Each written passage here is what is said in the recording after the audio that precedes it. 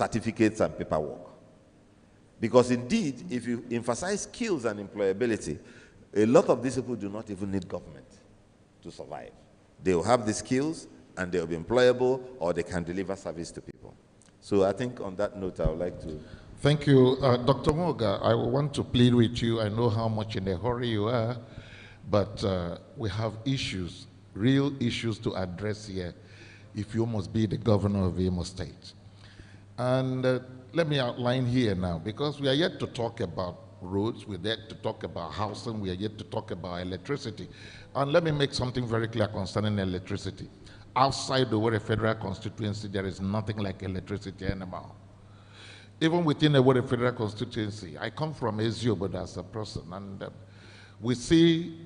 we enjoy electricity once in 6 months. That's if we do at all. So, taking it from there now, what will you do to improve this, especially the lives of the rural people when it comes to electricity? Sure, electricity, that's right. Okay, thank you very much. I'm sure I'll make a better governor when I also keep appointments in other places. Takeback Nigeria is dear to me. I have always honored your invitations, and I respect you a lot. So I'm happy to be here. I'll try to be here as long as I can to be. It's recently, the federal government has decentralized the regulation of electricity, all right? Giving states power. Now, this is recent now, formalized. But I can tell you how hard this has been, how hot it has been on my mind. That some 10 years ago, even with the laws the way they were, that we're not this free now, I had proposed to Imo State and got Imo State to be one of the first states to register, incorporate an Imo Power and Water Company. And there was a reason for that. The reason was to take advantage of the state as a state and be able to partner with those who had licenses, since the states didn't have their own, but those who had federal licenses, to partner with them to be able to do what I call at that time ring-fence generation and distribution, all right, peculiar to the states. Now, let me tell you, you need to know how power works in Nigeria. In Iboma here, you have gas, you generate power. That power, what they call the electrical time, you throw it all the way to Oshobo. You send it from here to Oshobo to join the national grid. They now send it back through this major high tension lines you see, the 121, that one that when it cuts down, the whole of the east goes like, on 121, it comes down. Gets down to a substation where you now step it down to 33 and you start distributing inside the state before you further step down even to 11. What you lose from here, going to Oshobo and coming back here, can power the state. The person who designed the grid at the time was Awolowo and his people, who wanted to make sure that Oshobo got something. Nigeria has been locked in that prison till today. Why do I need to go to Oshobo? I can generate in Ebema here and get my state. You should not worry about if I have excess, how do I feed the grid? So in addition to your 121 and 450, which you have already done, is a mess you have got into. What Nigeria should have done was to now have a subgrid, a 33 grid, running at the regional lines now, carrying the local generation that can feed back. That place you would have stepped down that 121 and get at that. Let's feed them. Let's now let them take only what they need now so that other places can get. So this is a simple thing. But now that the laws have been made even simpler, by the way, you know we have the second largest gas deposit as Imo State. Imo has no business now not planning our own local grid. And starting immediately with the gas that is running in the pipes across us here, and starting with critical areas. Let me give you an instance. A study showed us 3 square miles, which includes here where we are, 3 square miles, all the way to Concord, to City Global End, and they're about 3 square miles. At the time, had 5,000 hotel rooms.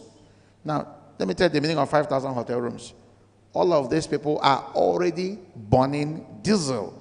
At today's rate, if you are burning diesel, you're supplying electricity at about 200 naira per kilowatt hours, as at today's rate. Which means that if you sell power to them at even 150 naira per kilowatt hour, they are making profit. And guess what? They don't need the capital outlay of buying any generator at all again. And it's just switch on and it's on, switch off and it's off. The appliances will not spoil. So even before you get your main local grid, which is my ultimate recommendation, you can start with small generations using natural gas in these critical areas. What does it do? If I take this area off, what comes to Owerri, we extend to include the industrial area. The available power now remains for Emekuku and all the environs to now get normal, steady power. So also do we do at the Zombe end and all that, Uguta end and stuff like that, and of course at our low end. So these are the things the state can do immediately with the laws that have been helped, you know, and with the company that Imo State had already formed, which is the Imo Power and Water Company, which you can put to use. Why do we also say Power and Water Company? The major reason, the biggest reason you don't have water running is power. That's the biggest reason you don't have water running. Engineer Zerebe was commissioner for utilities some time ago, and I can attest to what I'm telling you. The biggest reason you don't have water running is power. Because if you have power to drive the water, you actually can get water all over the place. So by solving the power problem, you're also helping to solve the water problem. And that's what we can do immediately in the state. Thank you. Thank you very much. Nick, what will you do differently? Well, Imo indeed is the second largest, we have the second largest reservoir of gas across the country. But unfortunately, we've not made good use of it. And luckily for us, what he was talking about, the Electricity Act of 2023 makes it possible now for state governments, for individuals, for corporations to get involved in generation of power. But let me tell you what the Achono plan is all about, because we've done very extensive studies in this area.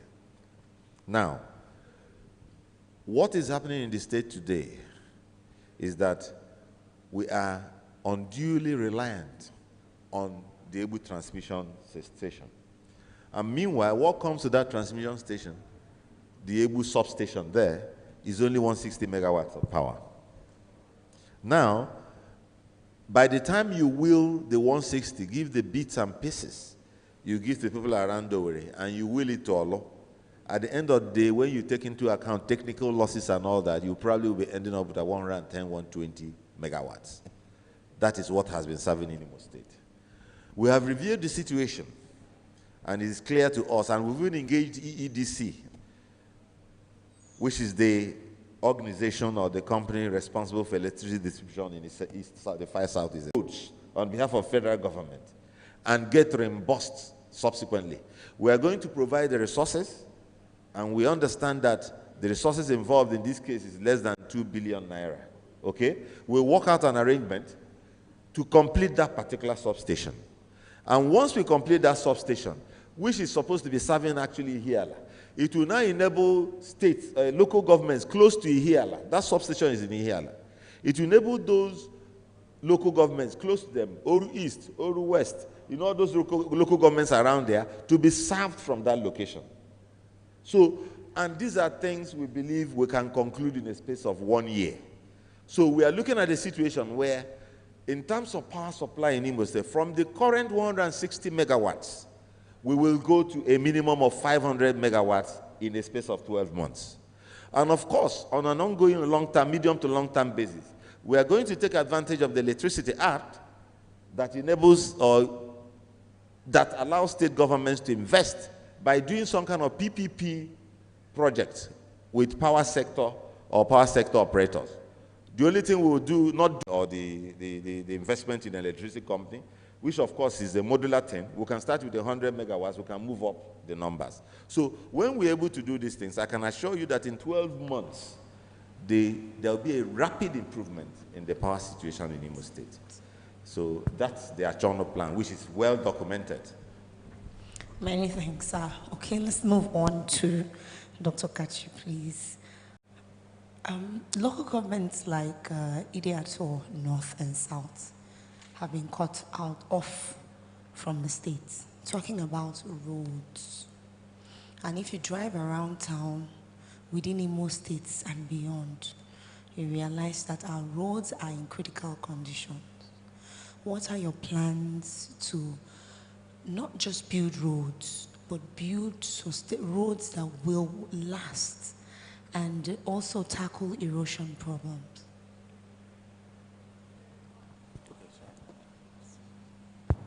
Okay. Go to hazimo.com.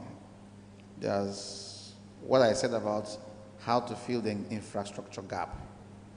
I made a little video there, and I said what I would do and how you're going to have a lot of roads. What you're saying is real. Dealing with erosion is an expert area. As far back as the time of M.I. Obara, he planted all these cashews you're seeing on the way to Olu, on the express.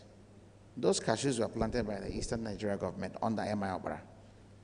Many of us do not know that those are government-planted trees. Many of us even now do not even know at all that those cashews had dual purpose. One was that cashew is one of the crops you can use to check erosion.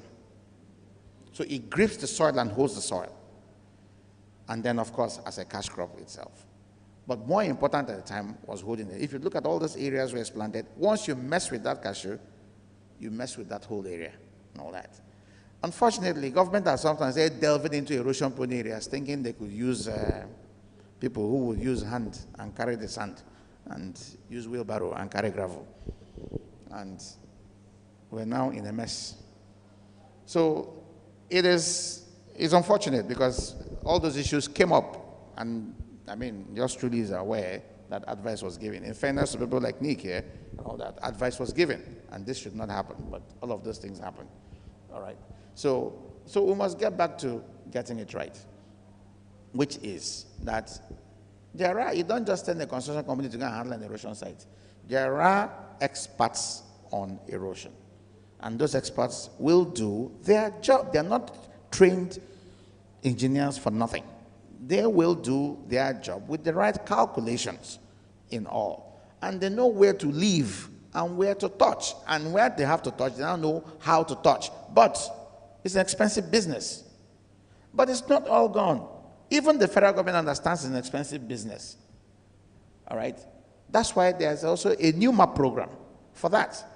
Unfortunately, the states always influencing the new map in the wrong direction. Rather than influencing that new map in the right direction, using it to attract to even solve the problems that we have. They're rather using it to do patronage.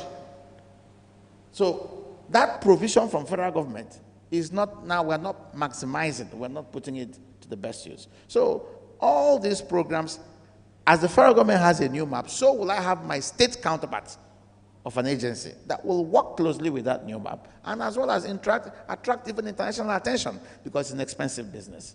All right? Now, in between, you know, nature is very strong. If you follow every area, there's a pathway that our forefathers all used, and it continued. Those pathways are not accidental. Those pathways remain year in, year out. And if you do your constructions along those lines, you're less likely to have problems.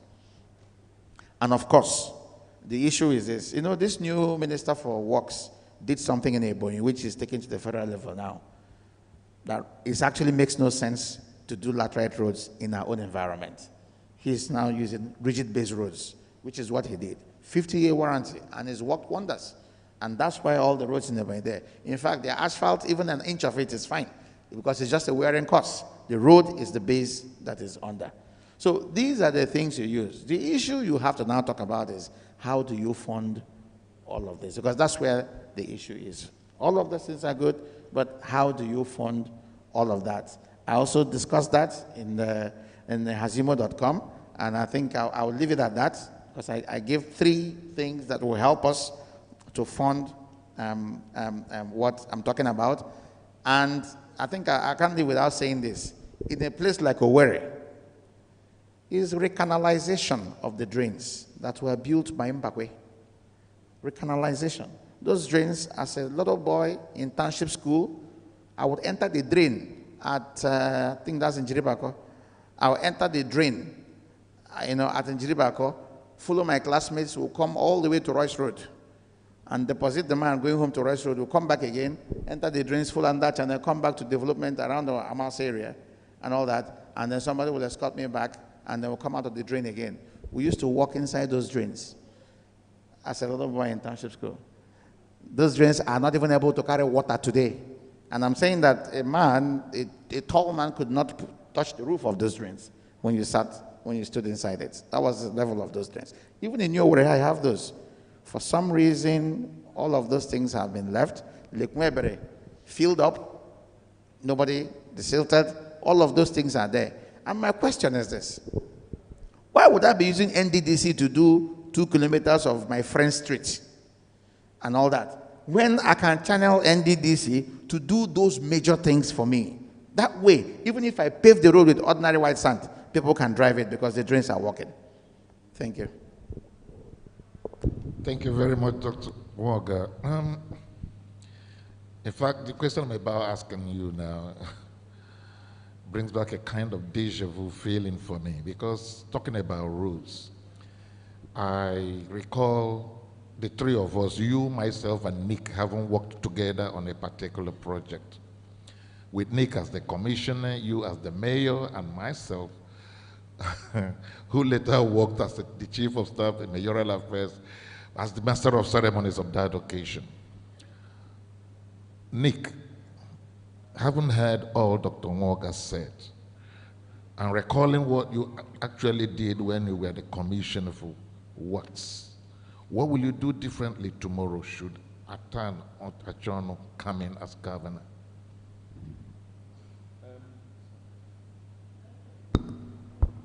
Well, the issue about infrastructure, road is a portion of the infrastructure space. One of the critical challenges has to do with funding. So one of the things, if you want to deal with the issue of providing roads infrastructure, is to deal with that issue. And one of the innovative ways that we intend to pursue it is to find out a couple of roads, maybe greenfield roads and all that, where we would actually concession. We're actually looking forward to having an IMO concession and regulatory commission as part of our program to deal with the issue of infrastructure. So we believe that we have a properly managed, professionally run concessioning agency in Imo State. They can deal with a whole number of these issues. Now, another issue is that not just funding. The fact is that the resources available to do some of these things, or most of these things, particularly at the local government level. You come from Owerri West, and you know the state of roads in Owerri West. Now, if we were to dedicate a significant amount of the resources available to Owerri West, I can bet you have a better network of roads. But what happens is that the government that we have in the state is more interested in taking away resources from the local governments and challenging them to, as far as I'm concerned, even if they were good projects that were supposed to make the right impressions for outsiders as far as they're concerned. Because it doesn't make sense that in a place like Owerri West, you get them to sign off 91 million naira on a monthly basis of their own local government resources to a joint account that you will in turn utilize to begin to fix federal roads. So if we're able to deal with the issue of local government autonomy and allow local governments to dedicate their resources to providing infrastructure in their own areas, a lot of these things are going to be addressed. I can see the need to maybe improve the quality of infrastructure by maybe doing concrete pavements and all of that. But I also know that there are basic all-season roads you can do, even in the rural areas, that can serve the purpose. So what I think the Achono administration will do is to make sure that in sync with the local government autonomy that we are determined to implement, that a lot of the resources going to the local governments are actually channeled to the rural roads. Not just rural roads, to areas such as health and education.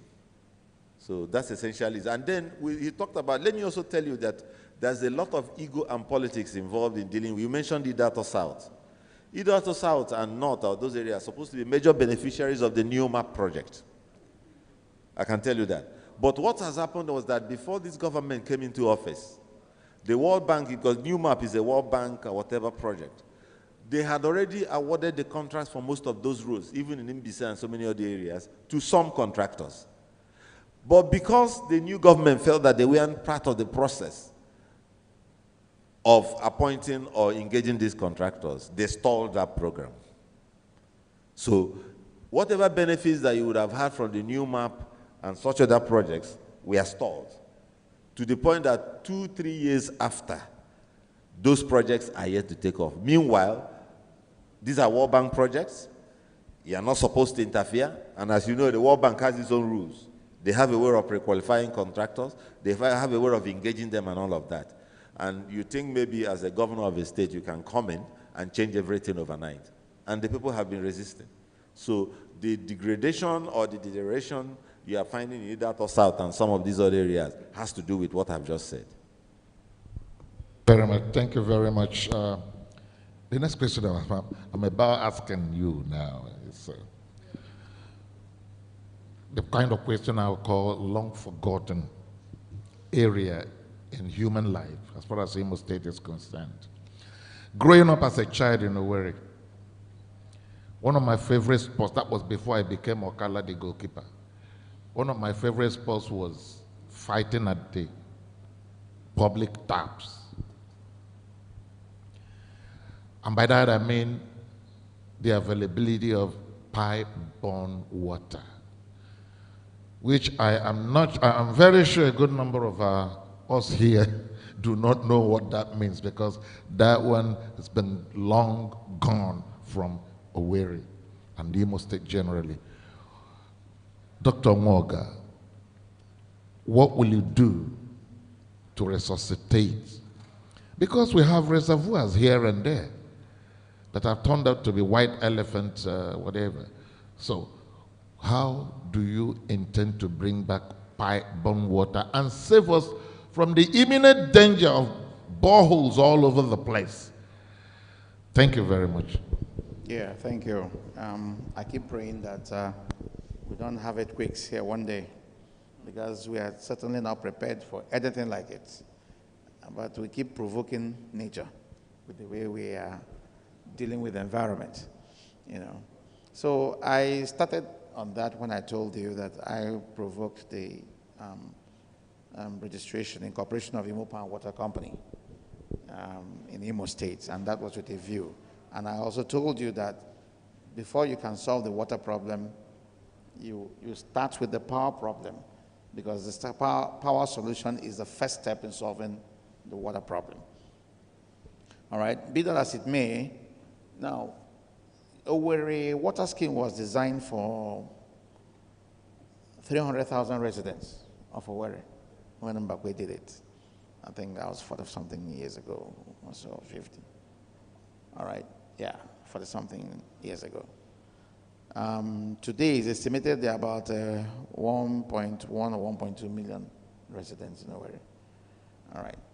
Now, but even that one designed for 300,000 is not even functioning, not even at 5 or 10% capacity. So clearly it's a disaster. The water problem is going to be difficult. Our people must know that, but it is not insurmountable. I'll tell you what makes it difficult. One, the pipes that were used for the major reticulations were AC pipes, asbestos cement pipes, which are not only unhealthy, which, of course, if you are constructing a road here, the vibration here can crack an AC pipe here. HDPE pipes is what we should use today. And it means that we have to go into a process of replacing the main pipes. That's a major project.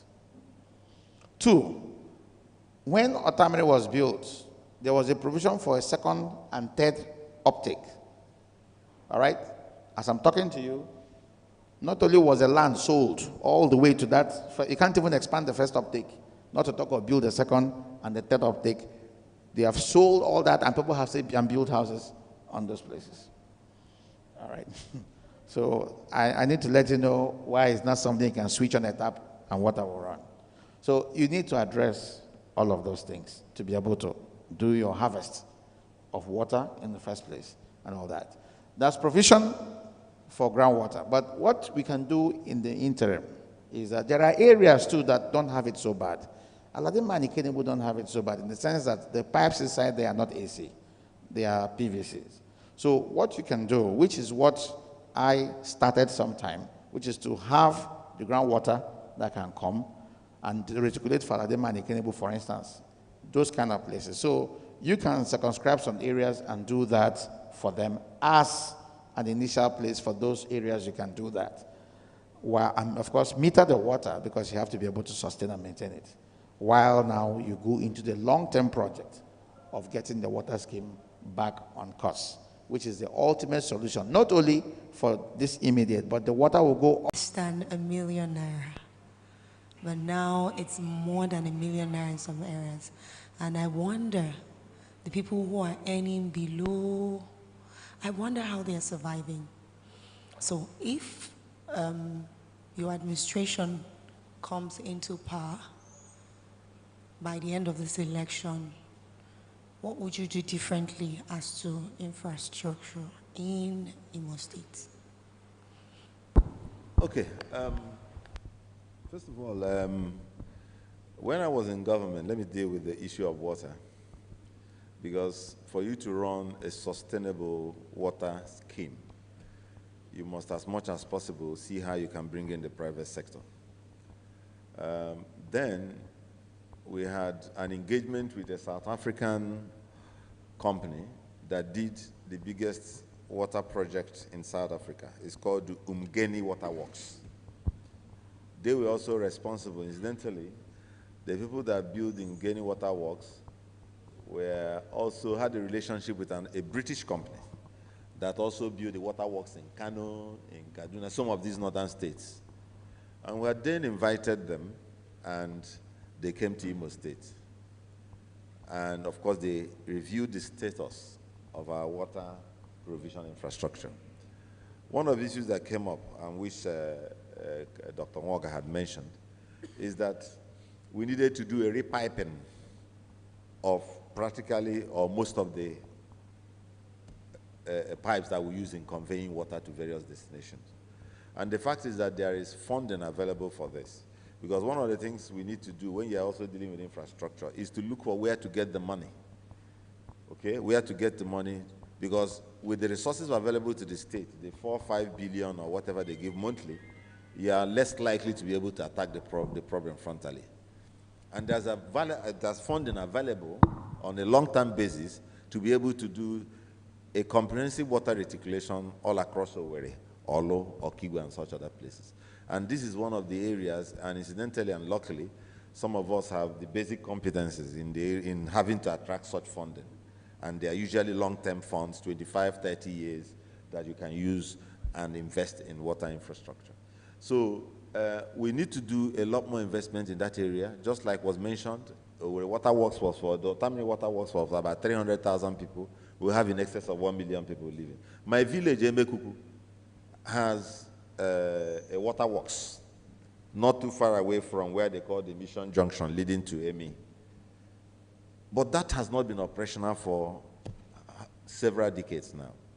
So we need to go back to resuscitating those water works. There's the one in Ebu. If you are going to Ebu, you see one on the left there. And it is so in different parts of the state. So we need to go back to resuscitating such infrastructure, doing a comprehensive reticulation of the network using plastic, as it were, instead of what they had before, which was asbestos and all of that. So that is an area that our Johnny administration will address, and what it needs is significant investment to upgrade the facilities available, and luckily we have the basic knowledge and understanding of where to get these monies. Yeah, could you please tell us quickly? What are you going to do about housing? So that, Housing, yes. so Now, that Dr. Moga can say something. Back to housing. Incidentally, I'm a developer somehow, so I understand a little bit about that space. And as far as I'm concerned, there is no point reinventing the wheel if you know that there are available solutions. And I can always go back to what Lagos State did to begin to address the housing problem.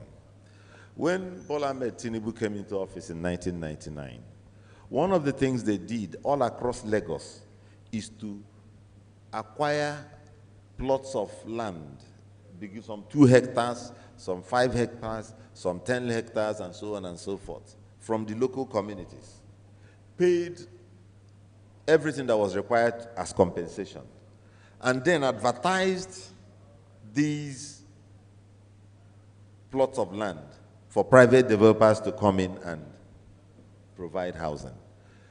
With the level of resources available to Imo State, you can't deal with the housing challenge unless you have a proper relationship with the private sector, with developers.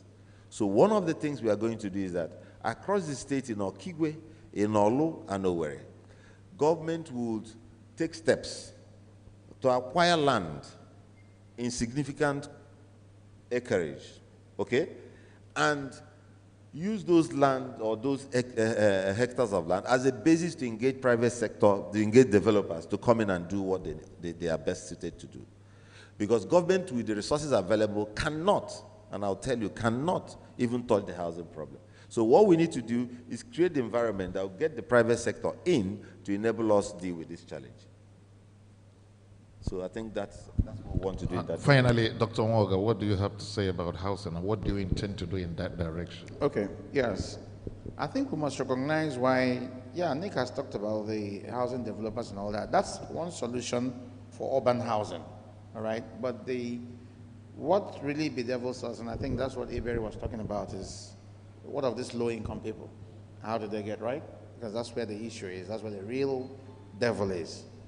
Yes. So there are a number of issues. There are 2 parts of it in broad parts in terms of providing houses. One is the land, the other one is the building itself with the building material. So let me go.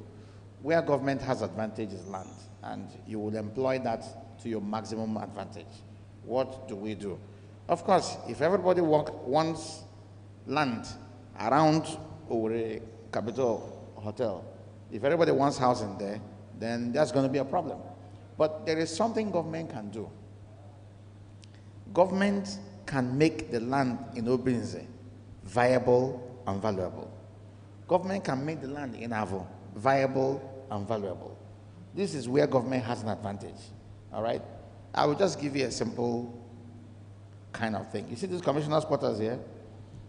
Why can't I take it and plant a whole new commissioners' quarters? I can sell off this to a developer. The developer can make this into, look at next door to that commissioners' quarters. You see houses now going into almost ₦1 billion value. Right next door, which means that's the same real estate.